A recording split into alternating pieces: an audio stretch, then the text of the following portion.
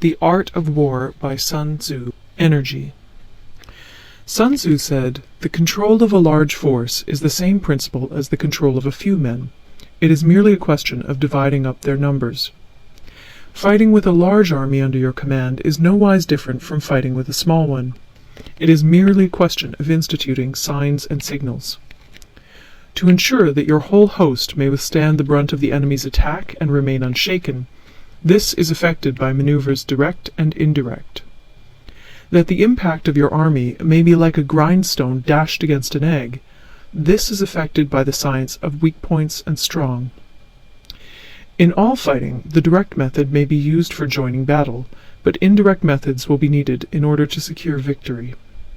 Indirect tactics, efficiently applied, are inexhaustible as heaven and earth, unending as the flow of rivers and streams.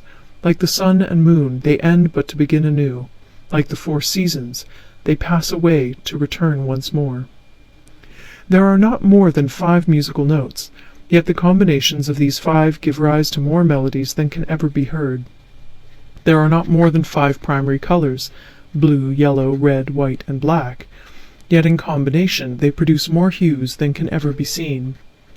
There are not more than 5 cardinal tastes, sour, acrid, salt, sweet, bitter, yet combinations of them yield more flavors than can ever be tasted. In battle, there are not more than 2 methods of attack, the direct and the indirect, yet these 2 in combination give rise to an endless series of maneuvers. The direct and the indirect lead on to each other in turn. It is like moving in a circle. You never come to an end. Who can exhaust the possibilities of their combination? The onset of troops is like the rush of a torrent which will even roll stones along in its course. The quality of decision is like the well-timed swoop of a falcon, which enables it to strike and destroy its victim.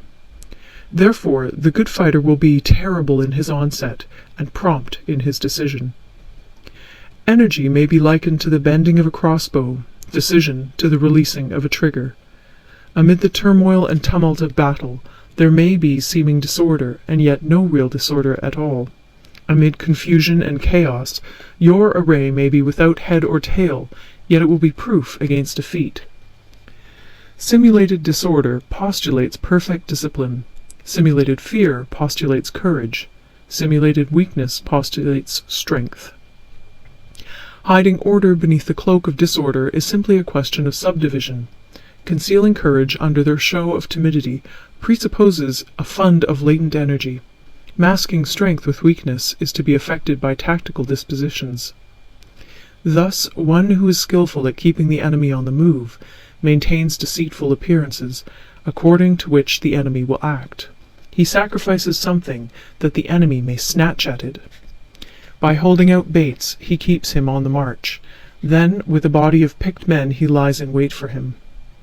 The clever combatant looks to the effect of combined energy, and does not require too much from individuals. Hence his ability to pick out the right men and utilize combined energy. When he utilizes combined energy, his fighting men become as it were like unto rolling logs or stones, for it is the nature of a log or stone to remain motionless on level ground, and to move when on a slope. If four-cornered, to come to a standstill, but if round-shaped, to go rolling down. Thus the energy developed by good fighting men is as the momentum of a round stone rolled down a mountain thousands of feet in height. So much on the subject of energy. End of Part 5. Part 6. Weak Points and Strong. Sun Tzu said, "Whoever is first in the field and awaits the coming of the enemy will be fresh for the fight. Whoever is second in the field and has to hasten to battle will arrive exhausted." Therefore, the clever combatant imposes his will on the enemy, but does not allow the enemy's will to be imposed on him. By holding out advantages to him, he can cause the enemy to approach of his own accord, or, by inflicting damage, he can make it impossible for the enemy to draw near. If the enemy is taking his ease, he can harass him. If well supplied with food, he can starve him out. If quietly encamped, he can force him to move. Appear at points which the enemy must hasten to defend. March swiftly to places where you are not expected. An army may march great distances without distress if it marches through country where the enemy is not. You can be sure of succeeding in your attacks if you only attack places which are undefended. You can ensure the safety of your defense if you only hold positions that cannot be attacked. Hence, the general is skillful in attack whose opponent does not know what to defend, and he is skillful in defense whose opponent does not know what to attack. O divine art of subtlety and secrecy!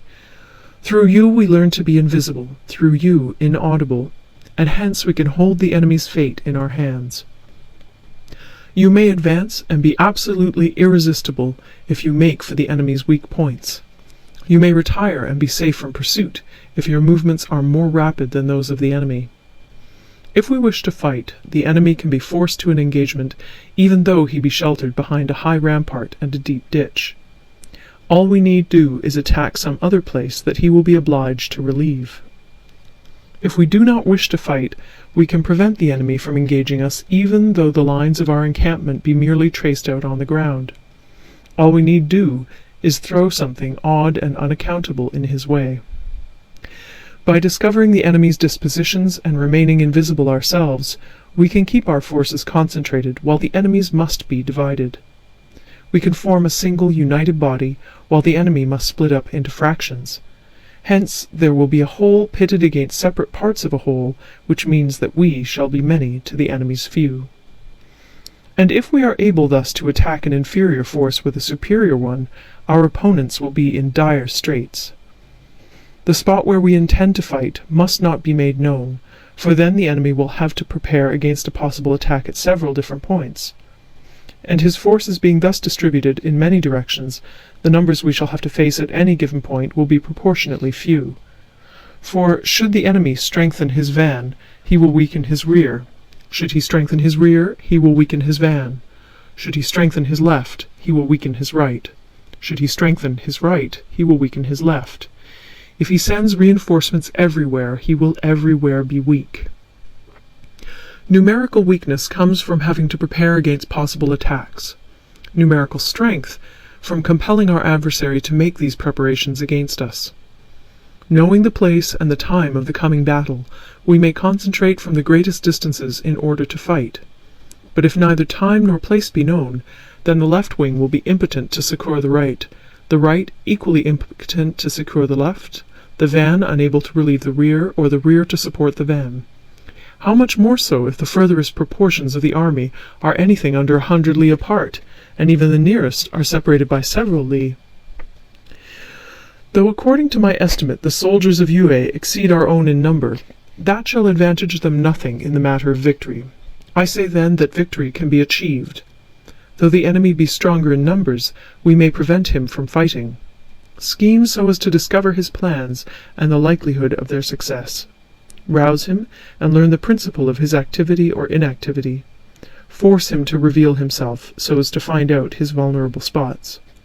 Carefully compare the opposing army with your own, so that you may know where strength is superabundant and where it is deficient. In making tactical dispositions, the highest pitch you can attain is to conceal them. Conceal your dispositions, and you will be safe from the prying of the subtlest spies, from the machinations of the wisest brains. How victory may be produced for them out of the enemy's own tactics, that is what the multitude cannot comprehend. All men can see the tactics whereby I conquer, but what none can see is the strategy out of which victory is evolved. Do not repeat the tactics which have gained you one victory, but let your methods be regulated by the infinite variety of circumstances.